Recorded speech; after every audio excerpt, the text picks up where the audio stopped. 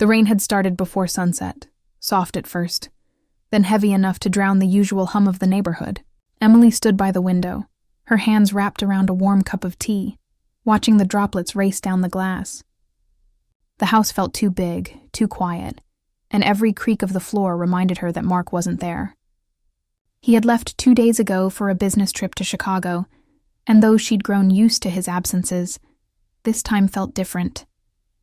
There was an ache in her chest she couldn't shake, the kind that comes when silence feels louder than words. Emily had married Mark 8 years ago. He was charming back then, confident, funny, the kind of man who could make anyone feel seen. But somewhere along the way, their conversations turned shorter, their laughter rarer. He still called every night, asking how she was, but his voice sounded distracted, like his mind was always somewhere else. She told herself it was work, but in her heart, she felt a distance she couldn't bridge. As she stood there, lost in thought, the sound of knocking startled her. 3 firm knocks, quick and uncertain. She glanced at the clock. Nearly 8. She hesitated before opening the door, unsure who would visit in such weather. When she finally pulled it open, she froze. Ryan? Mark's younger brother stood there, rain-soaked and shivering slightly. He gave a small, sheepish smile. Hey, sorry to just drop by. My car broke down a few miles away, and your house was the closest. Come in. You'll get sick out there, she said quickly, stepping aside. He brushed past her, shaking his wet hair, leaving tiny droplets on the wooden floor. Emily fetched a towel from the hallway, handing it to him. You look like you've been driving through a storm. Pretty much, he said, drying his face. I was heading back from a friend's place in the next town. Didn't expect the weather to turn this bad. She nodded, studying him for a moment. Ryan was 5 years younger than Mark, quieter, more grounded, with a gentleness that his brother often lacked. He had always been the kind to listen first and speak later. Over the years, he'd visited for holidays and family dinners, always polite, always reserved. Emily had never really known what to make of him, only that there was something steady in his presence, something that felt safe. Let me make you some tea, she said, moving toward the kitchen. Thanks, he replied, following her with a faint smile. As the kettle hissed on the stove, they sat opposite each other at the dining table. The rain outside tapped against the windows like a restless rhythm. Ryan looked around, his eyes lingering on the framed photos of Mark and Emily, vacations, anniversaries, smiles that felt distant now. How have you been? He asked softly. She hesitated before answering. I'm fine, just tired, I guess. The house feels quiet when Mark's gone. He nodded slowly. Yeah, I get that. Something about his tone made her look up. There was sympathy there, not the casual kind, but something deeper, as if he understood more than he should. She tried to shake the thought. Do you want something to eat? She asked, changing the subject. He shook his head. No, I'm good. Just tea's fine. When she brought the mugs to the table, their fingers brushed briefly as she handed his over. The small touch caught her off guard. It was nothing, really, but enough to make her heart skip. She looked away quickly, pretending to adjust her chair. They talked about small things, his work at the design firm, her garden that hadn't survived the early frost, how Mark's job kept him traveling. The kind of conversation that fills the air but never quite reaches the heart. Yet underneath the words, something else hummed quietly, like a current neither of them wanted to name. When the thunder rolled again, she flinched slightly and he noticed. You still hate storms? He asked. She smiled faintly. Always have. Mark used to laugh at me for that. Yeah, I remember, he said, his voice gentle. You used to hide in the kitchen during summer storms when we'd all visit. You'd say the thunder sounded like the sky was angry. She laughed softly, surprised he remembered. I did say that, didn't I? You did, he said, his gaze warm. But you don't need to be afraid tonight. You're safe. The way he said it, calm, certain, sent a strange warmth through her chest. She looked at him, really looked this time, noticing how his eyes softened when he smiled, how his voice carried a quiet sincerity she hadn't heard in a long time. The lights flickered once, and both glanced up. For a brief second, Darkness filled the room before the lamp steadied again. Emily exhaled, tension easing from her shoulders. "Guess the power's holding up," she said. "Yeah," he replied. "Let's hope it stays that way." For a moment, neither spoke. The rain softened outside, turning into a steady drizzle. The air between them grew heavy, not with words, but with the weight of everything unspoken. Loneliness, longing, familiarity. It wasn't romantic, not exactly. It was something quieter, sadder. Two people who felt forgotten in different ways, finding unexpected comfort in the same room. Ryan set his cup down and leaned back slightly. "You know," he began carefully, "Mark talks about you a lot." She raised a brow. "Does he?" "Yeah. He says you're the only reason he can handle the travel. That coming home makes everything worth it." Emily smiled faintly, but it didn't reach her eyes. "That's nice of him to say." Ryan hesitated before speaking again. "He means it, I think, but—" He stopped himself, looking away. "But what?" she asked gently. He shook his head. "Nothing." "Forget it." Something inside her tightened. It wasn't what he said. It was what he didn't. She wanted to ask, to press him, but something in his eyes warned her to wait. When the clock struck 9, Emily stood, collecting their empty cups. "You can stay here tonight," she said. "The rain's not stopping anytime soon, and your car won't be safe to drive in this weather." "You sure?" "Of course. The guest room's ready." He nodded, grateful. "Thanks, Em. I appreciate it." As she turned to leave the kitchen, he spoke again, softer this time. "It's good to see you, you know. Been a while since anyone looked happy to have me around." She paused, glancing back at him. "You should come by more often, then." For a second, he smiled, the kind of smile that almost hides sadness. And in that fleeting moment, Emily felt something shift. It was subtle, like the first crack in ice before it breaks. The next morning brought sunlight, but the air inside the house still felt heavy. Emily woke early, her thoughts restless from a night of strange dreams and quiet confusion. She could hear Ryan in the kitchen, the faint clink of dishes and the smell of coffee drifting through the hallway. For a moment, she stayed in bed, staring at the ceiling, wondering why her heart beat a little faster when she heard his voice humming softly. It wasn't right to notice things like that, and she knew it. But ignoring it didn't make it disappear. When she finally went downstairs, Ryan was standing by the counter, his hair slightly messy, a cup of coffee in his hand. He looked up and smiled, the kind of warm, tired smile that made people feel safe. "Morning," he said. "Morning," she replied, her voice softer than usual. "You made coffee?" "Yeah, thought I'd return the favor. You looked like you needed rest." She smiled faintly. "I did, but I didn't get much." "Storm kept you up?" She hesitated. "Something like that." They sat down together at the small table near the window. The rain had stopped, leaving the world outside looking washed and calm. The quiet between them wasn't awkward, but it was charged, as if both were waiting for the other to say something first. Ryan broke the silence.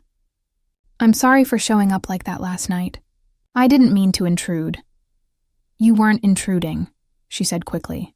"It was actually nice having someone around. The house feels less empty." He nodded, but his eyes looked distant. "Mark should be back soon, right?" "Tomorrow night," she answered. He didn't respond right away. Instead, he stared into his cup, fingers tracing the rim slowly, his expression thoughtful. Emily could sense he was holding something back. Finally, she leaned forward a little. "Ryan, are you okay? You seem off." He looked up, hesitated, then sighed. "There's something I need to tell you. I've been debating whether to say it or not, but I think you deserve to know." Her heart skipped. "What is it?" "It's about Mark," he said carefully. She felt a small chill crawl up her spine. "What about him?" Ryan took a deep breath. "He told me things I didn't want to hear, but I think you should." Emily frowned slightly. "You're worrying me." "What did he say?" Ryan hesitated again, as if weighing every word. "He said things between you two haven't been good for a while. That you don't talk like you used to. That sometimes he feels like you're just here, not really with him." Emily's chest tightened. It wasn't a surprise. She had felt that distance every day, but hearing it spoken aloud by someone else made it real. "He said that?" she whispered. "Yeah," Ryan said softly. "He didn't mean it to sound cruel. I think he's just lost, Em. He doesn't know how to fix things. And when he talks about you, I can tell he still cares, but there's something missing in his voice." Emily's eyes dropped to the table. "I know things have changed. I keep hoping it's just a phase, but maybe it's not." Ryan nodded slowly. "You've been trying, though. I can see that. I've seen it for years. How much effort you put into everything. The house, the way you care for him, the way you always make space for people. But sometimes when I visit, I see how tired you look." Her throat tightened. "It's hard to hold everything together when it feels like you're the only one trying." Ryan looked at her, his expression softening. "I get." The day passed slowly, and the quiet house seemed to echo with every thought running through Emily's mind. Ryan's words from that morning wouldn't leave her. "You don't deserve to feel invisible." They kept circling back, no matter how much she tried to distract herself. Cleaning the kitchen, folding laundry, even watering the same plants twice. Everything felt off balance, as if something inside her had shifted and couldn't return to where it was. By evening, the sky turned gray again, a soft drizzle beginning to fall. Emily stood by the window, her reflection faint in the glass, wondering if Ryan would come back for his things. She wasn't sure if she wanted him to. She told herself she just wanted closure for the conversation, but deep down, she knew it wasn't just that. His words had stirred something she had buried for years, a quiet longing to be seen, understood, and truly cared for. When the doorbell finally rang, she felt her heart jump. She opened the door, and there he was, standing under the soft rain, holding his car keys and wearing that same careful smile. "Hey," he said gently. "Hope it's okay if I come in." "Of course," she replied, stepping aside. "I was wondering if you'd make it back before it got dark." He wiped his shoes on the mat and set his bag down. "Took longer than I thought. The car's working again." "That's good." For a moment, they just stood there, the silence stretching between them. Finally, she motioned toward the kitchen. "I made some tea. Do you want some before you go?" Ryan nodded, following her inside. The air felt heavier than before. Not uncomfortable, just charged with something neither of them could name. She poured the tea, her hands slightly unsteady, and sat across from him. The only sound was the gentle tapping of rain against the window. He looked tired, his usual calm expression replaced with something more serious. Emily noticed it immediately. "You look like something's on your mind," she said softly. He gave a short laugh that didn't quite reach his eyes. "You could say that. I've been thinking about this morning, about what I said." She leaned forward slightly. "Ryan, you don't have to explain. I know you were just trying to help." "No," he said quickly, his voice firm but quiet. "That's not it. There's more I didn't say, and I think you should know." Emily's heart began to race, though she didn't understand why. "What do you mean?" Ryan took a breath, his gaze fixed on the table for a long moment before he met her eyes. "I didn't just stop by last night because of the storm. I told myself that's why I came. But the truth is, I needed to see you." Her pulse quickened. "See me? Why?" He hesitated, his voice softening. "Because I can't keep pretending anymore, Em.